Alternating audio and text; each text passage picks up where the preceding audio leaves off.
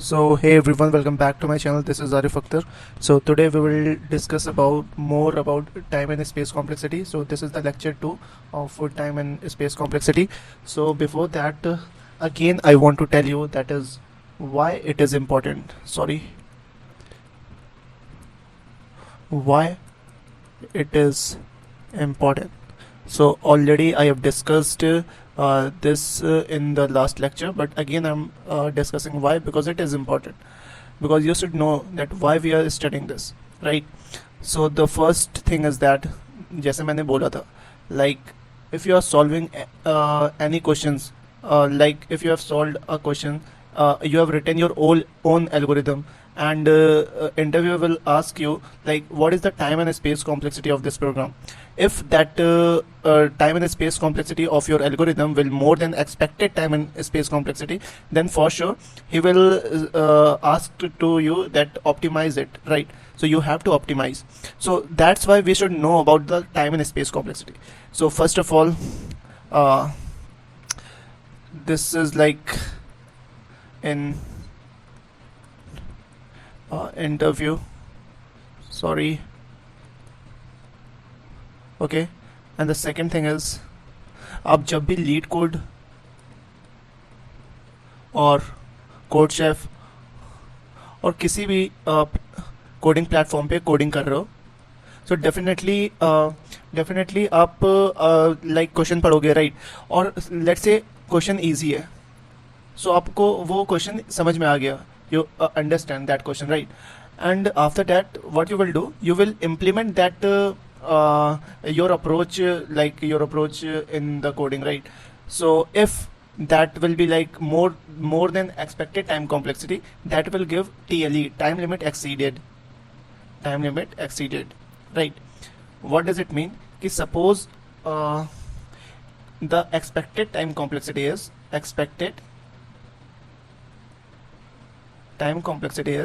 let's say big of n square, and you are solving and you are solving in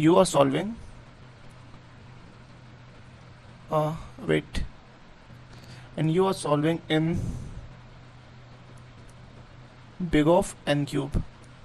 हम लोग ने big notation पहले पढ़ लिया लास्ट लेक्चर में, right? So definitely it will give TLE, time limit exceeded, because कि आपको n square में सॉल्व करना था, but you are solving in n cube, right? That's why it will give TLE, time limit exceeded. And before that we should know about the constraint. Okay, so we'll discuss little about the constraint. Wait a minute. Okay, so we'll discuss about the constraints. ये सब fancy words हैं, right? It is very simple. क्या है, जैसे हम लोग already use कर चुके हैं. लेट्स हम लोग पैटर्न प्रिंटिंग का लेक्चर देखे थे, तो उसमें हम लोग क्या कर रहे थे कि पैटर्न हम लोग का किस पे डिपेंड कर रहा था? वैल्यू ऑफ n और m. ओके, कॉलम और रो पे डिपेंड कर रहा था कुछ क्वेश्चंस में, और कुछ क्वेश्चन में सिर्फ n पे डिपेंड कर रहा था. So these are the constraint, और इसकी वैल्यू कहाँ से कहाँ तक, कहाँ से कहाँ तक रेंज क्या है इस n की वैल्यू, वो आपके कंस्ट्रेंट डिफाइन हो जाती है, राइट? सो लेट्स से मैं बोल देता हूँ कि आपको प्रोग्राम लिखना है, कोई पैटर्न प्रिंट करना है, राइट? सो मैंने गिवन दे दिया कि ये आपको पैटर्न प्रिंट करना है. So this is for like n equal to 3. So मैंने ये डिफाइन कर दिया. ये तो एग्जांपल मैंने दिया कि n की वैल्यू 3 के लिए ऐसा प्रिंट होगा, बट n की वैल्यू मेरी ट्रैवर्स कर सकती है 1 से लेके 10⁵ तक. सो ये कंस्ट्रेंट है मेरा, राइट? कि मेरी n की वैल्यू कहाँ से कहाँ तक ट्रैवर्स कर सकती है, कहाँ तक रेंज क्या है n की वैल्यू, राइट? सो इसके बीच में n की वैल्यू मेरे प्रोग्राम में n की वैल्यू यूजर, ये लेट्स से ये यूजर इनपुट करेगा. सो इसके बीच में वो कुछ भी कर सकता है.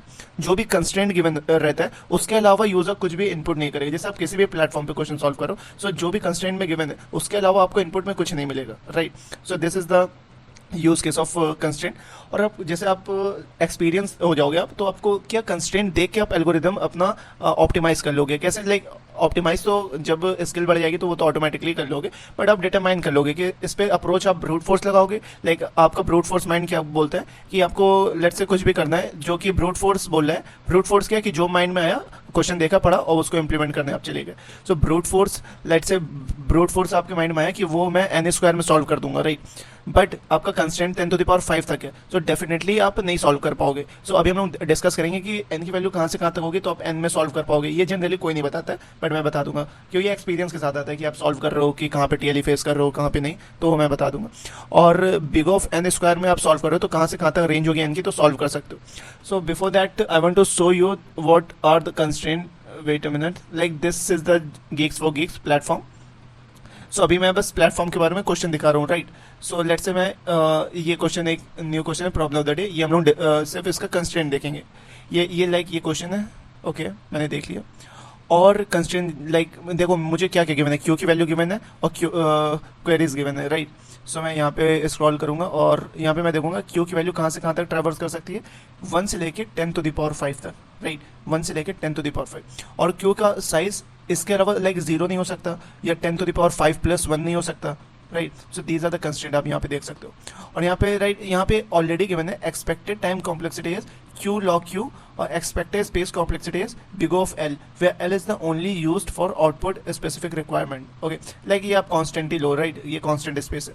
सो इसमें एक्सपेक्टेड गिवन है बट किसी और प्लेटफॉर्म पे गिवन नहीं रहता है। ये तो Geeks for Geeks चलो दे देता है कि हाँ कि नूब्स के लिए तो ये दे देता है, बट आप कहीं भी किसी और प्लेटफॉर्म पे सॉल्व करते हो या इंटरव्यू में ओए ऑनलाइन असेसमेंट में सॉल्व करो तो वहाँ गिवन नहीं होगा। वहाँ आपको खुद डिटरमाइन करना पड़ेगा कि कब कैसे सॉल्व करोगे, कौन से टाइम कॉम्प्लेक्सिटी पे सॉल्व करोगे, right. So we will discuss about कि आपकी कंस्टेंट कहाँ से कहाँ तक होगा तो आप कौन सी वैल्यू तक सॉल्व कर सकते हो, okay. So will discuss about that. So N की वैल्यू आपकी, लेट्स से एन की value greater than equal to और 10⁸ है और 9 है और लेट्स से 10⁸ और 10⁹ और greater than equal to let's say 10⁻19, ये सब वैल्यू। सो डेफिनेटली आपको सॉल्व करना पड़ेगा बिग ऑफ 1 में, कांस्टेंट स्पेस में, constant space and constant time में। लिख लेना ये बहुत इंपॉर्टेंट है, राइट। कांस्टेंट स्पेस और टाइम, राइट। सो इसको हाईलाइट कर लेना, ओके। सो एन की वैल्यू कहाँ से कहाँ तक है, 10⁸ और ग्रेटर देन 8, राइट। सो आप डेफिनेटली वहाँ पे आप लीनियर नहीं लगा सकते हो, कांस्टेंट स्पेस में सॉल्व करना पड़ेगा। सो यू मे थिंकिंग कि आप कांस्टेंट में कैसे सॉल्व करोगे। So most of the question bit manipulation से सॉल्व होते हैं जब एन की value greater than equal to 10⁸ और 10⁹ होती है, राइट। अब हम लोग मूव करते हैं सेकेंड कंस्टेंट पे। लेट्स से एन की value smaller than equal to 10⁻7, okay. So 10⁻7 तक आपके पास वैल्यू है तो आप इसको सॉल्व कर सकते हो binary search, like log N तक सॉल्व कर सकते हो। Time complexity big of log N तक सॉल्व कर सकते हो। 10⁻7 और 10⁻7 से कम है तब भी आप सॉल्व कर सकते हो लॉग एन में, ओके। लॉग एन में सॉल्व कर सकते हो, ये लिख लेना कहीं पे भी। और लाइक आप एन सोचो कि मैं बिग ऑफ एन में सॉल्व करूंगा तो वो टीएलई देगा, इस पर नहीं चलेगा, राइट। सो ये आप अप्रोच इस पर इंप्लीमेंट करने नहीं, बट आप लाइक स्टार्ट कर रहे हो तो इम्प्लीमेंटेशन के लिए आप इसको इंप्लीमेंट कर सकते हो कि आप ये कर सकते हो कि मैं टीएलई फेस करूंगा, कोई प्रॉब्लम नहीं, बट मैं इंप्लीमेंट खुद से करूंगा, राइट। सो आप ये कर सकते हो। पहले मैं भी ऐसे ही करता था, राइट। पहले ऑप्टिमाइज की तरफ ना जाओ, राइट। पहले आप इम्प्लीमेंटेशन अपना स्ट्रॉन्ग करो। सो ये लिख लेना, ये कंस्ट्रेंट मैंने बता दिया। और तीसरा एग्जांपल, तीसरा कंस्ट्रेंट इज एन की वैल्यू लेट्स से 10⁶।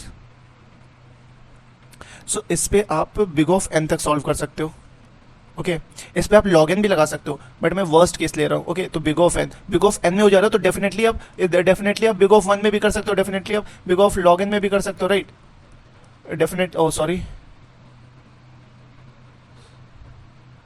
डेफिनेटली आप बिग ऑफ लॉग एन में भी कर सकते हो, राइट।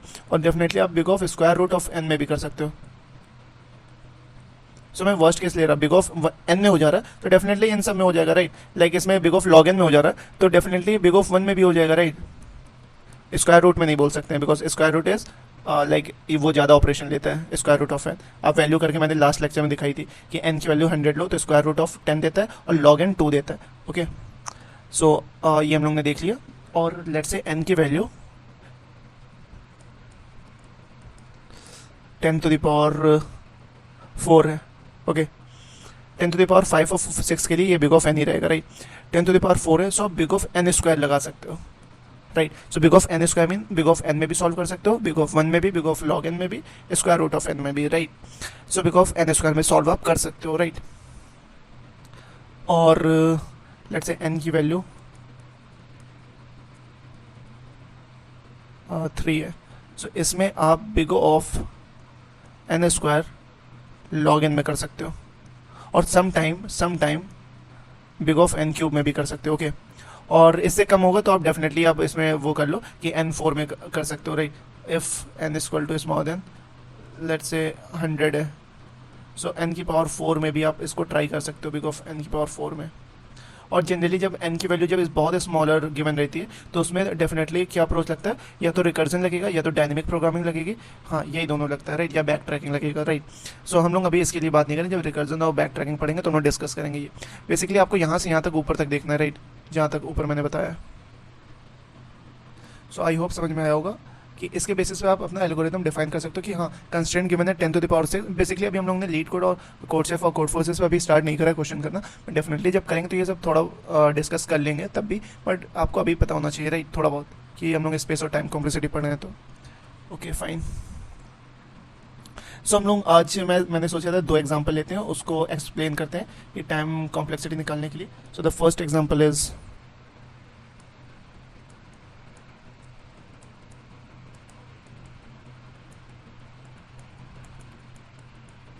और यहाँ पे लेट्स आप सी आउट आई कर रहे हो या कोई भी काम कर रहे हो जो कि बिग ऑफ, जो कि यहाँ पे आप वर्क कर रहे हो, वर्क किस में कर रहे हो, बिग ऑफ 1 में कर रहे हो, राइट। ये कोई लूप नहीं, कांस्टेंट टाइम में कर रहे हो, सी आउट कांस्टेंट टाइम में होता है, इसके लूप के अंदर, राइट, मैं लूप की बात नहीं कर रहा, लूप के अंदर की बात कर रहा, ओके। सो इस लूप की आप इतना तो आप बता ही पाओगे, इसका एक्सप्रेशन निकालोगे फिर टाइम कॉम्प्लेक्सिटी निकाल दोगे, तो expression will be N, okay. और जो टाइम कॉम्प्लेक्सिटी हो जाएगी आपकी big of N, fine. What if I will increase this I plus is equal to 2, so क्या मेरे टाइम एंड स्पेस कॉम्प्लेक्सिटी पे चेंज आएगा? लेट्स से इसको मैं हटा देता हूँ, ठीक है, आई प्लस इक्वल टू 2, इसका मतलब क्या हुआ, लेट्स से मेरी एन की वैल्यू 10 है, ओके, लेट्स से एन की वैल्यू 10 है, सो मेरी लूप कहाँ से चलेगी, 0 से स्टार्ट हो रहा है, सो 0 देन कहाँ तक जाएगी, 0 small than equal to N, yes, okay. So मैं 0 प्रिंट कर दिया, मैंने 0 प्रिंट कर दिया, फिर आई की वैल्यू क्या होगी, plus equal to 2 that is 2, smaller than equal to 10, yes, फिर I equal to 4, smaller than equal to 10, yes, 6, ऐसे 8, ऐसे 10 और 12 पे मेरी ब्रेक कर जाएगी। सो जब मैं इंक्रीमेंट बाई 1 कर रहा था आई प्लस प्लस, तो यहाँ पे क्या हो रहा था, 0 to 0 1 2 ऐसे करके करके 10 तक प्रिंट हो रहा था, ओके। सो मैं इसमें ये बोल सकता हूँ कि मेरी जो टाइम कॉम्प्लेक्सिटी हुई वो n की वैल्यू 10 है, तो लेट्स से मैं n ले रहा, n की वैल्यू n/1, ओके। और इसमें क्या मैं ये बोल सकता हूँ टाइम कॉम्प्लेक्सिटी मेरी n/2 है, बिकॉज n की वैल्यू 10 है, तो मैं लूप कहाँ तक चल रहा है, 1 2 3 4 5 6, n+1 वो इतना चलता है, राइट, 1 2 ये ऑपरेशन इधर उधर हो जाते हैं, राइट। सो इसमें कोई टेंशन लेने वाली बात नहीं है। सो n/2 टाइम्स मैक्सिमम चल रहा है, राइट, n/2 टाइम्स मैक्सिमम मेरा लूप चल रहा है, राइट। सो हम लोग ने कल भी डिस्कस करा था क्या कि लेट्स से कोई भी कांस्टेंट आता है, मैं इसको ये बोल सकता हूँ 1/2 इंटू एन, और मैंने बोला तो कोई भी कांस्टेंट आता है उसको हटा देते हैं, राइट। सो इसकी टाइम कॉम्प्लेक्सिटी क्या हो जाएगी, big of already N, okay fine, it is very simple, right. So क्या मैं ये बोल सकता हूँ कि मैं आई प्लस इक्वल टू मैं 10 भी कर दूँ, बट इट्स स्टिल मेरी टाइम कॉम्प्लेक्सिटी कितनी होगी, big of N, why, because मैं एन की वैल्यू मैं वर्स्ट केस में बात कर रहा हूँ, लेट्स से एन की वैल्यू तो 10⁹ है, और तुम पहले मैं 1 प्रिंट करूँगा, फिर लेट्स से मैं 10 प्रिंट करूँगा, 10 प्लस हो जाएगा तो 11 हो जाएगा, फिर मैं 21 हो जाएगा, मैं 31 हो जाएगा, डेफिनेटली मेरी तब भी स्टिल मेरी लूप कहाँ तक चलेगा, बिग ऑफ n/10, ओके। और वर्स्ट केस में हम लोग कैसे लेते हैं time complexity, big of n/10 को हटा देते हैं, राइट, n/10 कॉन्स्टेंट हटा देंगे तो बिग ऑफ n ही रहेगा। सो डेफिनेटली समझ में आया होगा, राइट, ओके फाइन, ये तो हम लोग को समझ में आ गया, राइट।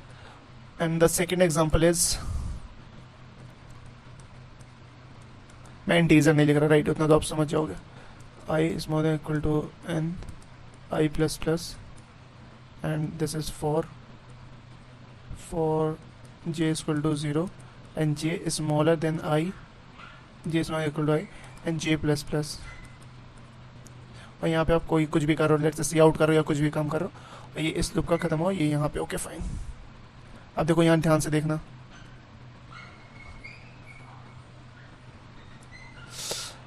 ये जो मेरा लूप है, ये मैंने क्या बताया था लास्ट लेक्चर में, इसकी टाइम कॉम्प्लेक्सिटी वर्स्ट केस में कहाँ तक जाएगी, 0 टू वर्स्ट केस में कहाँ जा रही है, एन तक। तो मैं यहाँ लिख लूँगा big of N, okay, multiply करूँगा बिकॉज इसके अंदर एक और लूप है, और फिर इसकी टाइम कॉम्प्लेक्सिटी कहाँ जा रही है, 0 to J smaller than equal to I. So I की वैल्यू वर्स्ट केस में क्या हो सकती है, आई की value let's say worst case में क्या होगी, एन, ओके।